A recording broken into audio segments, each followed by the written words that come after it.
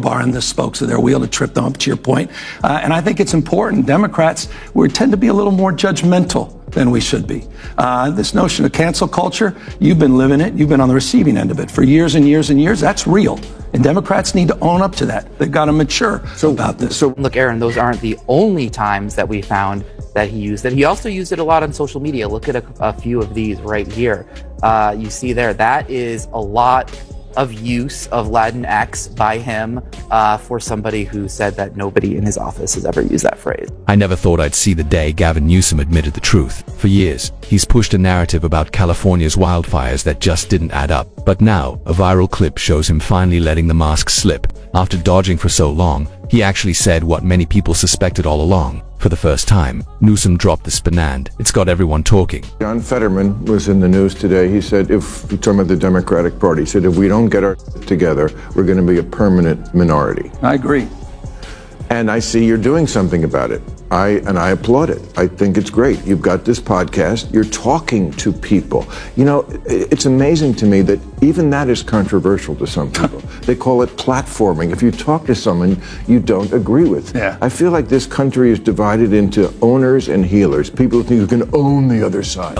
Maher looked genuinely stunned when Gavin Newsom admitted the Democratic Party is in serious trouble. Nobody expected California's governor to set aside the spin and agree, but he did. For someone known for deflecting and sugarcoating, it was a huge moment. And when even Newsom starts conceding, it's a sign the cracks in the party aren't just visible, they're spreading fire. Gavin Newsom owned DeSantis. Yeah. DeSantis destroyed Gavin Newsom. Yeah. Or people who want to talk and heal. And I feel like the next president is going to be, at least if it comes from this party, the Democratic Party, someone who wants to talk and heal. And I feel like we're doing that. Let's be honest, Gavin Newsom's new podcast isn't about healing or honest conversation. This isn't therapy. It's politics. What we're seeing is a carefully staged audition for the role he's been chasing all along. President, 2028. He knows California's image is in rough shape. Home businesses leaving, wildfires, blackouts, and his record is tied to all of it. So now comes the rebrand. Out goes polished Newsom 1.0, and in comes healer Newsom 2.0, suddenly posing as America's great unifier. But let's not kid ourselves.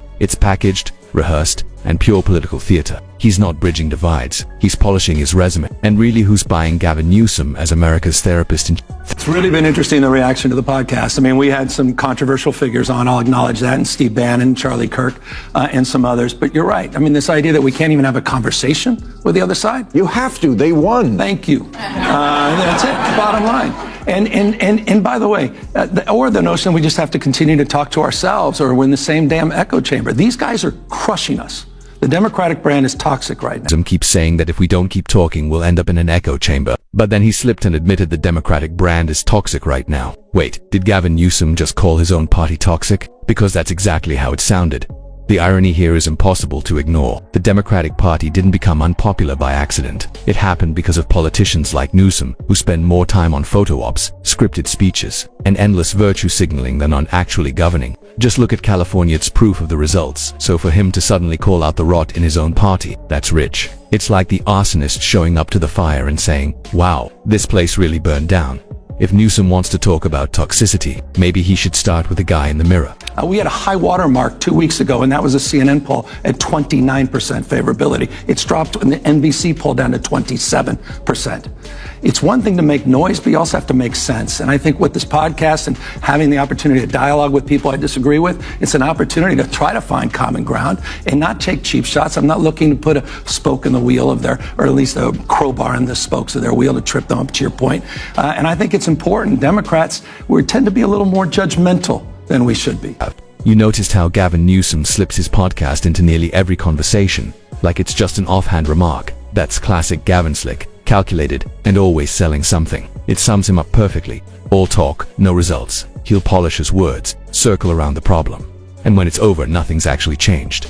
And did you catch that subtle jab he tossed out? It sure sounded like a swipe at Kamala Harris. If anyone's mastered the art of long speeches with zero substance, it's her. So was Gavin taking a deliberate shot, or did his media polish slip for a second? Either way, it revealed something bigger. The shine is wearing off. The so-called golden kids of the Democratic Party aren't just losing their glow, they're starting to turn on each other. This notion of cancel culture, you've been living it, you've been on the receiving end of it for years and years and years. That's real. And Democrats need to own up to that. They've got to mature about this. If Gavin Newsom wants to lecture about accountability. He should start with his own record in California. You can't go on national TV, point fingers over the Democrats' 2024 defeat, and pretend your hands are clean. That's straight up hypocrisy. California under Newsom isn't a model, it's a warning. Homelessness is exploding. Businesses are leaving. Taxes are crushing. Crime is rising, and the cost of living is driving families out. None of that just happened. Newsom helped create it, so before he scolds anyone else about responsibility, maybe he should own up to the decline in his own state. Until then, every speech about accountability is just theater with better lighting. And let's not forget, he's not just tied to California's failures, but to the Democrats' national mess too. Perfect example, his blatant lie about never using the term Latinx. The proof is out there. Roll the tape. About the word Latinx. Just 2 weeks ago, here's what he said about it. By the way, not one person ever in my office has ever used the word Latinx. So can we finally put that to bed? Yeah, we agree. But where did that even No go? more Latinx, everybody. Well, I just didn't even know where it came from. I'm like, what are people talking about? But there was a person who used Latinx. It was actually a really important person. It was him.